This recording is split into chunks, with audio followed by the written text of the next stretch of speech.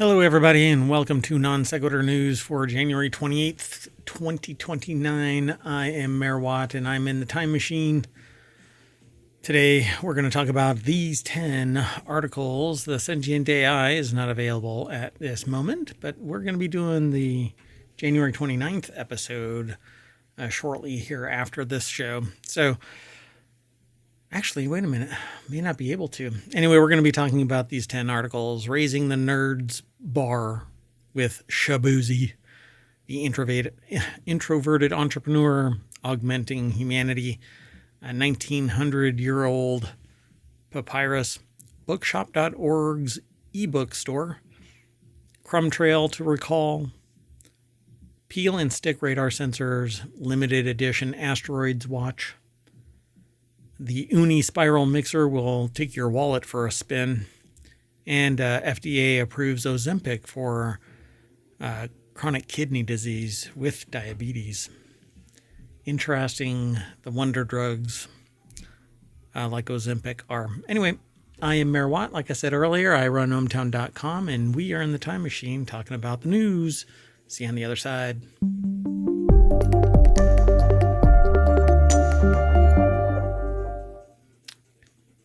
We're 8 days, and if we're in the time machine, 8 days. All right. Anyway, the first article that we're going to talk about today is the Nerd Super Bowl ad teaser that raises the bar with Shaboozey. The article starts out by saying that it isn't the Beyonce Bowl, but Shaboozey will have to make do with the Nerd Super Bowl ad for his second big NFL showing, after being notably ignored at the Country Music Association Awards despite his hit single, a bar song, Tipsy. And today is a brews and news episode, but I can't really share the beer because it's hyper local. Sorry. Let's just say that it's a New England IPA, and it's really, really good. Great combination of citrus and bitter. My style of beer. Anyway, spending 19 weeks atop Billboard's Hot 100, country fusion artist Shaboozey is going to be in the Super Bowl again. Ferrera Candy Brand brings in the chart-topping Beyonce Bowl guest for a less tipsy take on bringing good things together. The article is by Jason Knott over at adweek.com, but I'm not logged in. I never really log into Adweek. And they say they not only appeared in Beyonce's halftime show during the Netflix NFL Christmas debut, but now centers Nerds Super Bowl campaign. And essentially, Shaboozey eats some Nerds gummy clusters, which frees a Nerds character from an antique radio and coats Shaboozey's guitar in color and candy. And there's a still of basically these little, turning the guitar into a giant Nerds candy. Pretty cool. Anyway, let's keep rolling through this. The next article is over in Hatch Ideas channel, which is all about business transformation, the challenges you'll face as an introverted entrepreneur, and the 5 key strategies to help you overcome them. If you are an introverted entrepreneur, and I'm one of these, I'm better as a consultant where I can tell other people what to do and they do it. But me, I don't like following my own advice. I don't like asking for money. I don't like, I don't know. It's just not in my nature. So that's kind of why everything is the way that it is here. So I hope that you enjoy the show and you follow us on Twitch or on YouTube and download the podcast and leave a 5-star review. That would help us out tremendously. Leave a review. That would be great. And wherever you want to leave a review. And you can download the podcast from anywhere you catch pod. Anyway, Atalia Monet, and it was edited by Chelsea Brown. It's an article over at entrepreneur.com. And it says, while introversion isn't a weakness, introverted entrepreneurs must recognize when stepping out of their comfort zone is necessary. Common challenges that introverted entrepreneurs face include limited networking opportunities, struggles with self-promotion, overwhelmed in collaborative settings, and energy drain in social situations, all of which I suffer from, which is why I really like streaming. Strategies that can be used to overcome these setbacks include leveraging digital networking, rehearsing pitches or presentations to boost confidence, and focusing on strengths, delegating sales, and setting boundaries. So what's really interesting about this is you can be an introvert, and it isn't about lacking confidence when it comes to presentations and pitches and stuff like that. I talk to crowds every day, and that isn't really my biggest problem. My biggest problem is self-promotion, networking. I figure people have better things to do than to entertain my handshake and small talk. I don't like promoting myself. That struggle is real.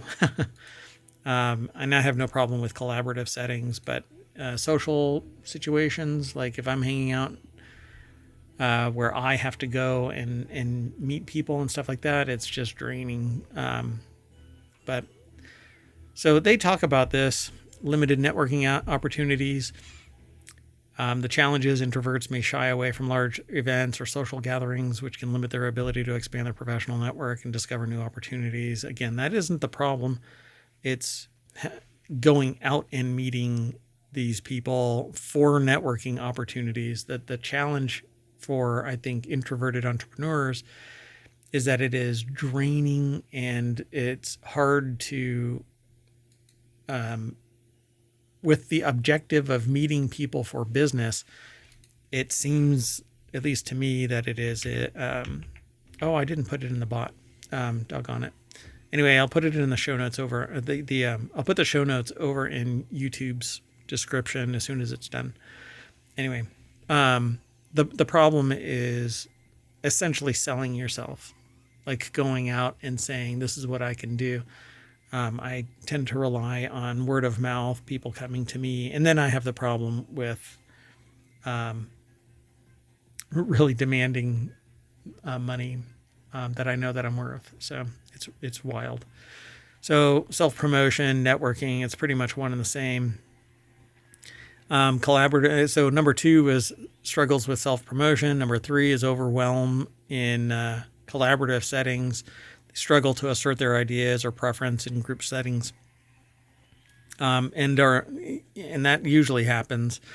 But when I am working with somebody, they know that they're paying a good deal of money to get advice. I tend to give my advice away for free, though, hence the show that I'm trying to spin up.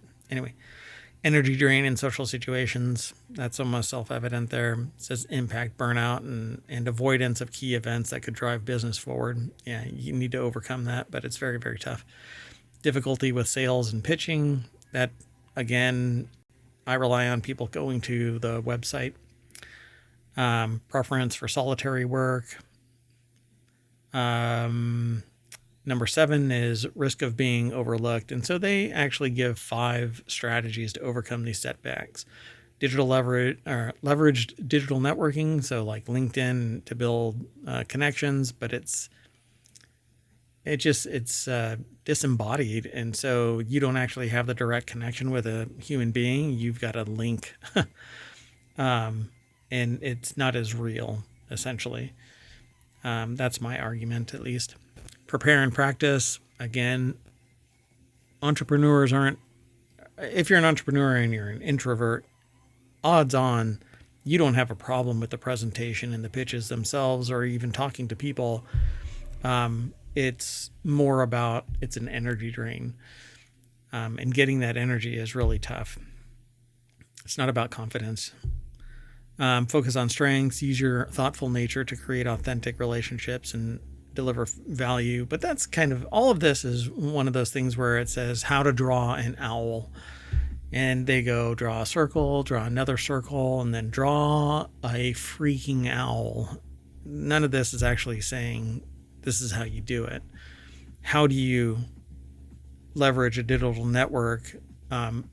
Because you can link to all kinds of people on LinkedIn, but it doesn't do jack shit to help your business. Prepare and practice. Again, you have to find the locations where you can pitch. you have to find people to listen to you long enough. I mean, I do this every day. Focus on strengths. Delegate sales. You have to hire somebody or partner with somebody, which means that you have to compromise your business process to link with somebody who's going to go out and find you sales. You lose money that way. And you have to work with a person that may not necessarily be your favorite, and it's typically contractually based. And then set boundaries, plan downtime after social events to recharge and avoid burnout. Yeah, this is a short and sweet article. Let's keep going though. This next article is over in Non Sequitur News, Augmenting Humanity, exploring the essential foundations of artificial ultra intelligence. So this article over at Nature, it says, examining the nature and origin of human intelligence and the intersection with machine intelligence in the past, present, and posited future. This article is by Marcus Weldon, Newsweek contributing editor for AI and president emeritus of Bell Labs.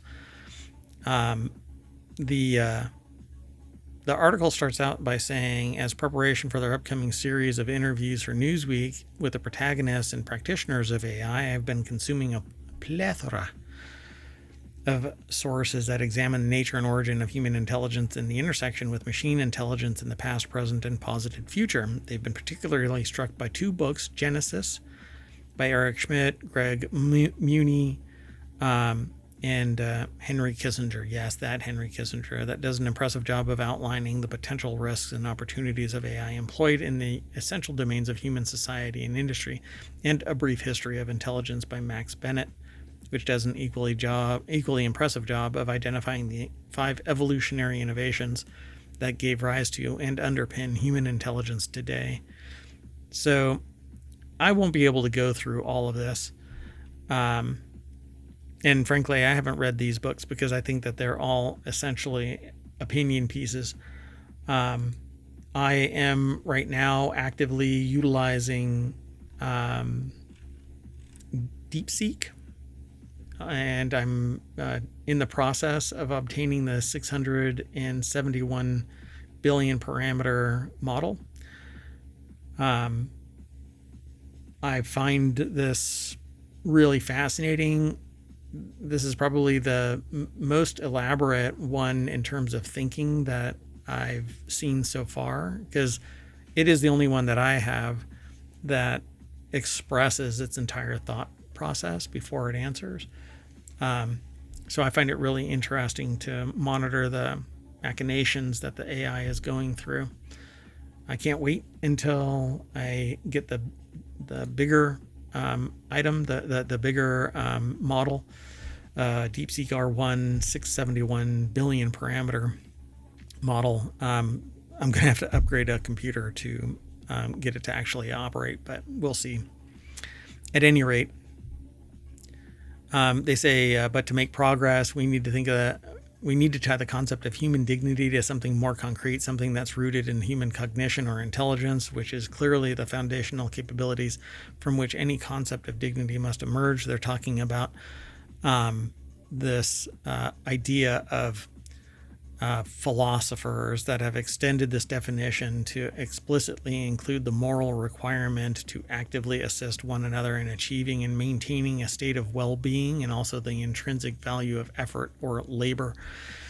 AI, I think, is basically going to get more and more advanced, and in this day and age, it's going to replace a sophisticated enough AI will be able to replace humans because it's built off of human intelligence, and everything that has been scooped up into the AI is getting more and more refined. There is a claim now afoot that DeepSeek stole tech from OpenAI, but we'll see more about that probably on January 29th. We'll see. And weirdly enough, my download of this 671 billion parameter model is reversing. It was at 10% and now it's back to 2. I'm troubled. Anyway, they refer to things like the learning brain, the simulating brain, the mentalizing brain, and the communicating brain developed in early humans, allowing the efficient sharing of one's own actual experiences and one's own imagined actions and interactions with others. They say the first three phases of brain development are dependent on old cortex and limbic system, whereas the latter two phases are entirely dependent on the development of the neocortex. There is considerable debate about the evolutionary pressure that gave rise to this new cortex, but there are two primary models, the social model and the ecological model, and they break that out. This is a lot of maybes and equivocations and discussions, but it's all really opinion and founded in some observation in medical science and social sciences like psychology and sociology. So I won't be able to go through this entire article for this particular show. It's just too deep. But I think maybe I'll just get these two books so that I've got a basis for this. Because this is really, really new stuff. And they're going back all the way to Homo erectus emerging 2 million years ago and the development of language. But they don't talk about when that actually took place. But anyway, they're basically reducing the entire creation of humans, not necessarily creations, but the evolution of humans into what this is today, which is models for AI. So now we have this connection to our experience and LLMs and their manifest facility with language. We are unavoidably seduced by this ability and attribute human-like intelligence where there is none. Except it is pseudo-intelligence. They may not be, quote-unquote, creating thought, but we don't really know what thought is. We like to romanticize it and say that it is unique onto humans, but I wouldn't be so sure about that. We just don't know how to communicate with non-humans.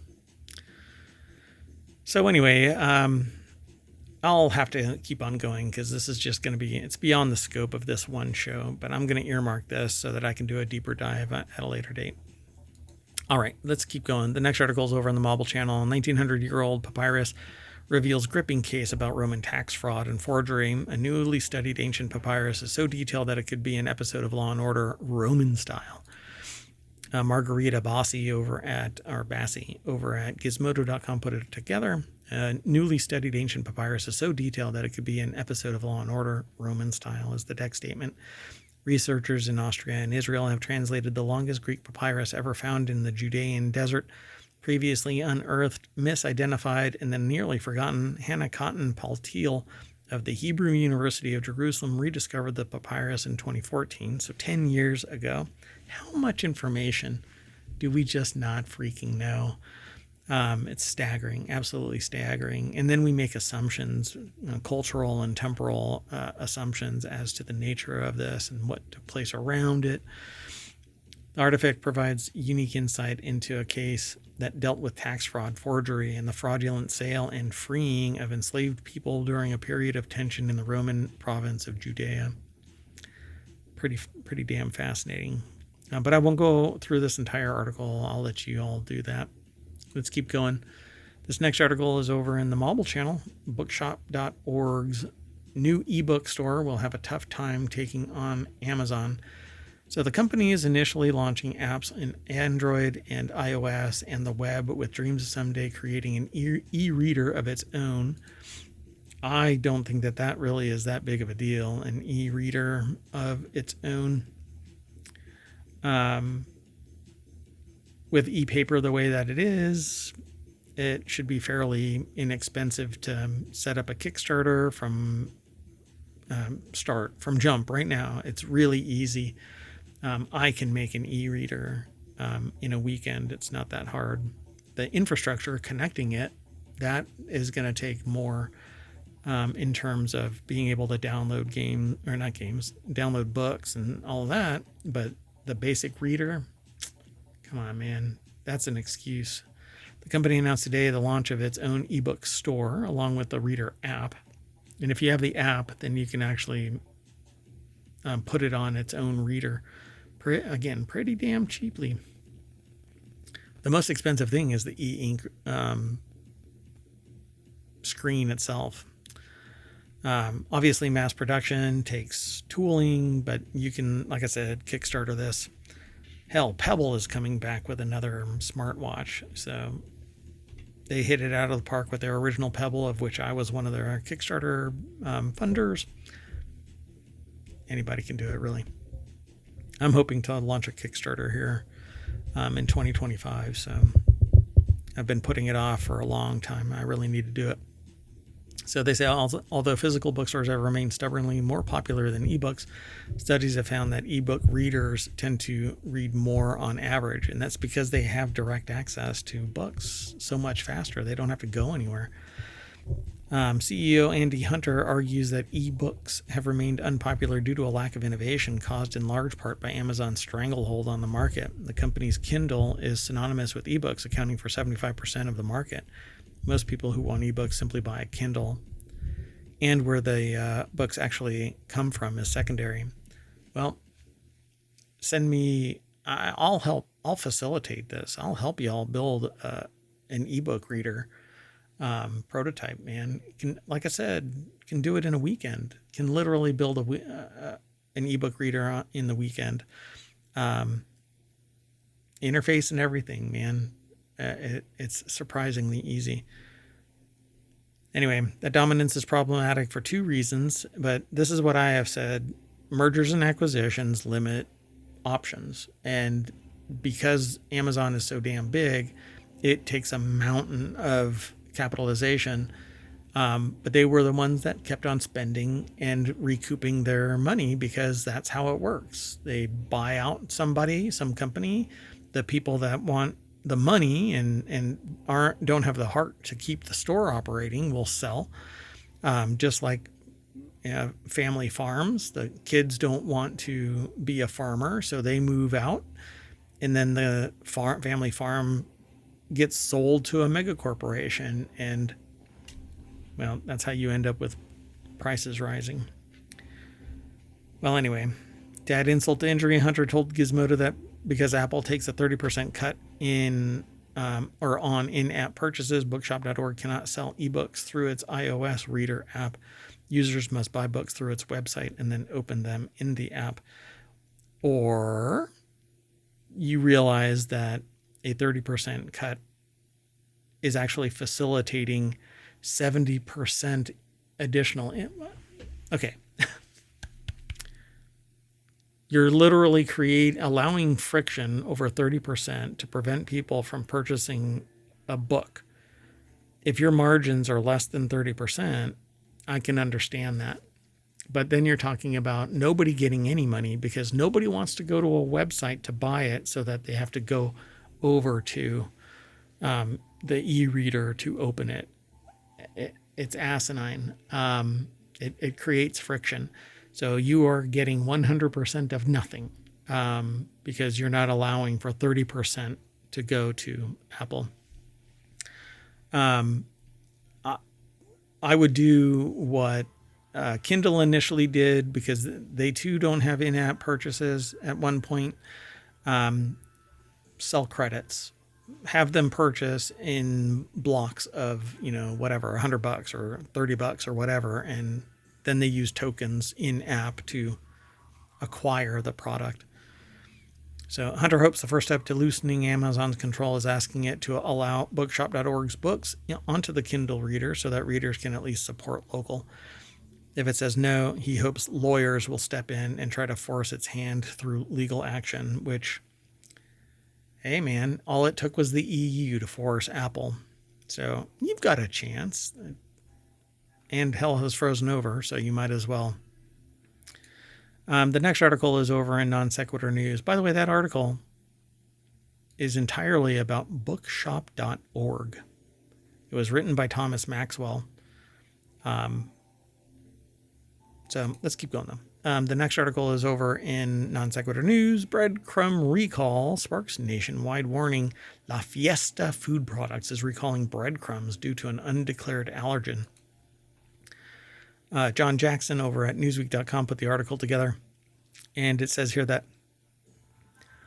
La Fiesta brand unseasoned breadcrumbs, pan rallado, and seasoned breadcrumbs, pan rallado sazonado, due to the products containing sesame as an undeclared allergen, the U.S. Food and Drug Administration announced on Tuesday. Additionally, the breadcrumbs label does not include the allergen declaration in Spanish. They reached out, Newsweek reached out for comment. So why does it matter?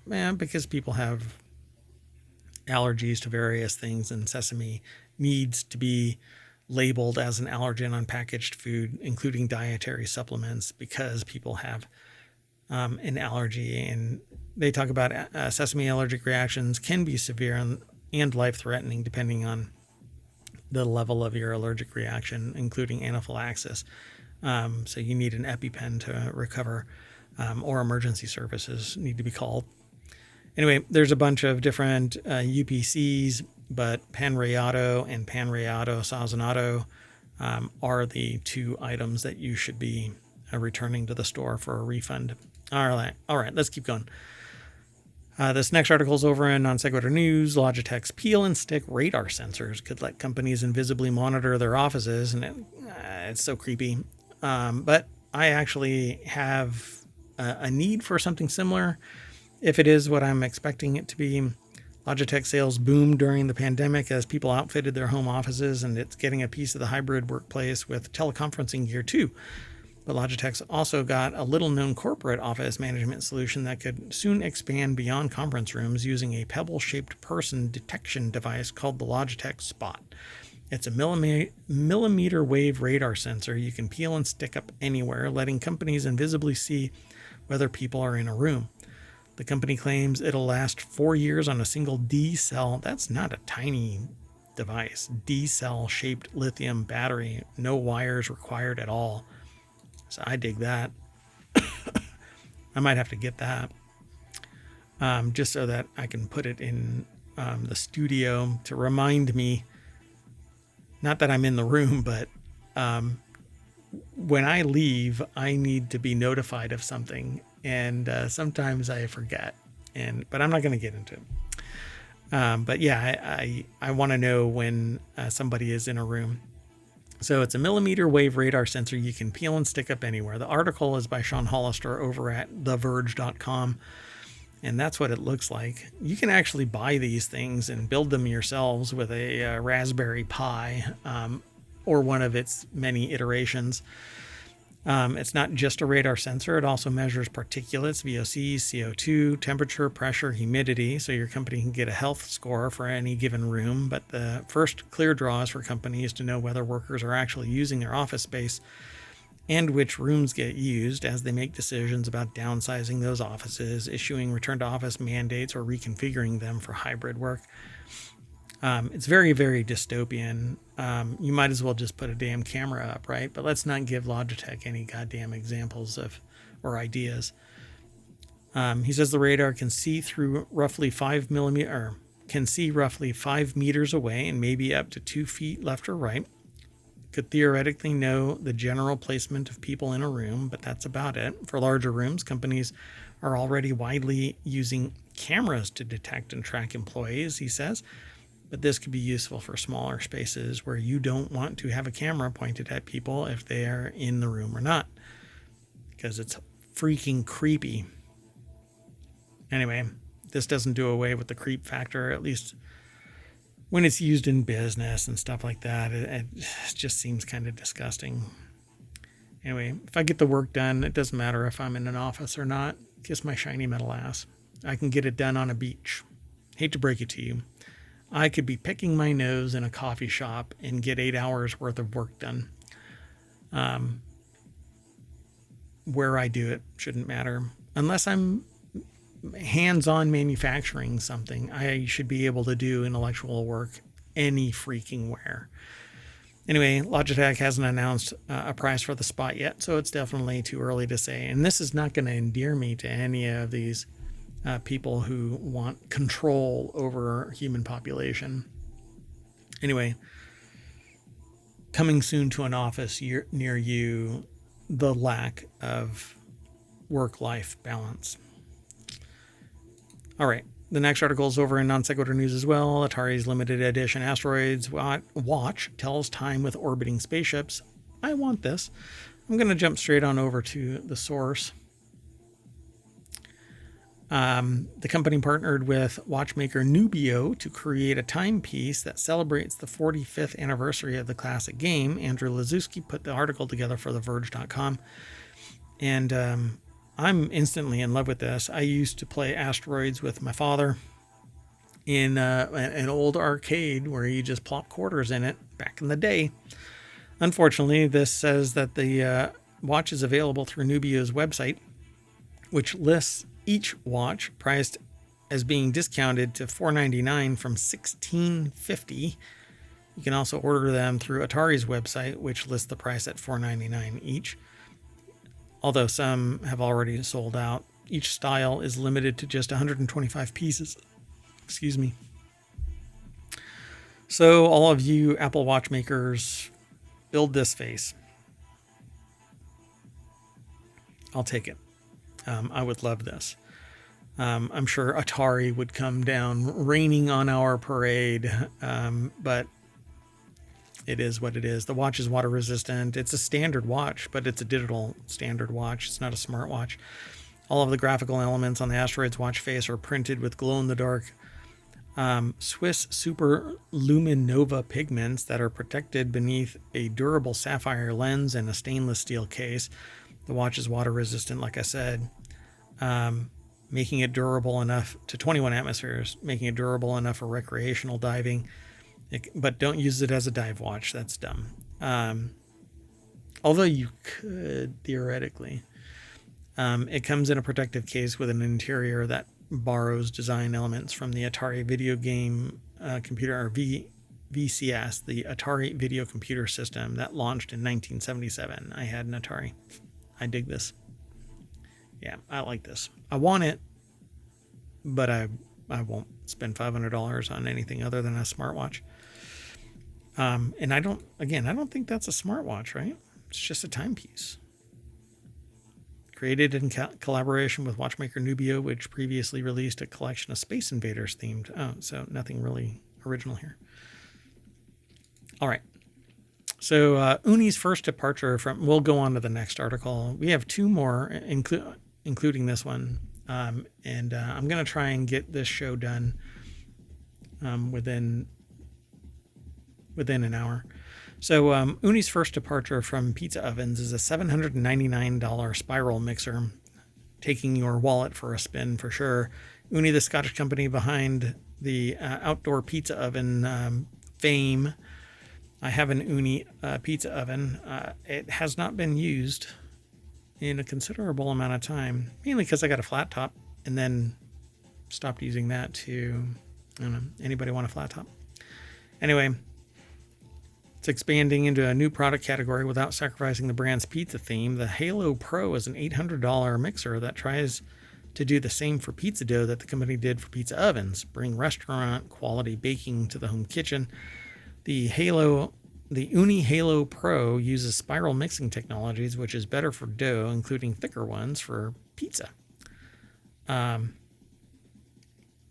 Their gentle, more efficient approach minimizes temperature increases and optimizes hydration, combining to create stronger gluten. So any grain, you're going to get gluten. When you fold it all up and let it rest and then punch down and then fold it up, you build these long chains, and that is gluten, and then it makes it stretchy, and as long as you keep it hydrated, then it makes it delicious. And you had me at pizza, but anyway, the mixer is designed for making the dough. The Halo Pro makes and costs a lot of dough.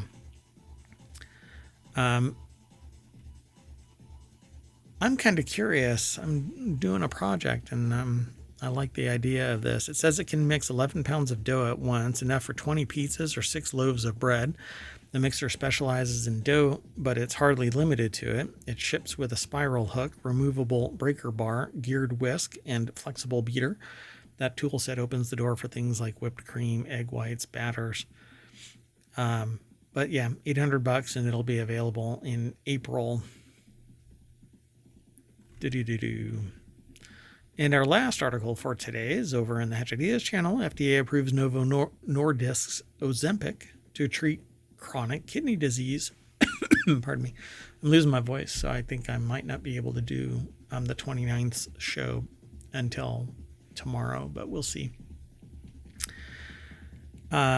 Expanded Ozempic approval in the U.S. could transform how doctors treat patients with chronic kidney disease, which involves a gradual loss of kidney function. Annika Kim Constantino put the article together for CNBC.com. The FDA approved Novo Nordisk's Ozempic for patients with both chronic kidney disease and diabetes, expanding the use of the widely popular injection in the U.S. The FDA's decision means Ozempic can be used to reduce the risk of kidney disease worsening, kidney failure, and death from cardiovascular disease in patients with chronic kidney disease and diabetes. The decision could transform how doctors treat patients with the condition, which involves a gradual loss. So what the real thing is that they need to make this no longer a liquid. It needs to be a pill to lower the price and increase availability, because it needs to be refrigerated. Or it definitely needs to limit the amount of time that it's not refrigerated. But they say that all chronic kidney disease is progressive. It's a year-on-year relentless decline in renal function, although these types of drugs, these weight loss drugs, because of the way that they work with the amount of sugar in your system, and they kind of like supercharge your body. So you lose weight, and there's some monitoring now of if it can reverse kidney disease and chronic kidney disease, or things like non-alcoholic fatty liver disease may be positively impacted by these GLP-1 drugs. So Ozempic reduced the risk of severe kidney outcomes, including kidney failure, reduction in kidney function, or death from kidney or heart causes by 24% in diabetic patients with chronic kidney disease compared with a placebo, according to 24% is a spectacular amount. In patients who took Ozempic, kidney function declined more slowly. The risk of major cardiovascular events dropped 18%, and the risk of death fell 20% compared with the placebo. Ozempic also cut the risk of cardiovascular-related deaths by nearly 30%, 29% specifically. And the rate of serious adverse side effects was 49.6 in patients who took Ozempic, lower than the 53.8% seen in the group that received a placebo. They basically want to lower the risk of cardiovascular related issues by paying attention to blood pressure. And so the EU regulators approved Ozempic for the same use in December. This is just expanding to the United States. So we'll see what happens as time goes on, because I think major changes, FDA will odds on be impacted by changes here in the United States. But that's it, folks. We are done. And with that, we are going to take the cap off of Non Sequitur News, and that'll bring us back to the front page for the 28th of January, 2025. I am Mayor Watt. I'm signing off, and I'm going to have a discussion with the AI to see if maybe we can postpone the January 29th show until tomorrow. Hopefully I'll be able to do the time machine earlier and get it posted, and then do the regular show on the 30th. So anyway, that's it for now. I'll see you later. Bye-bye.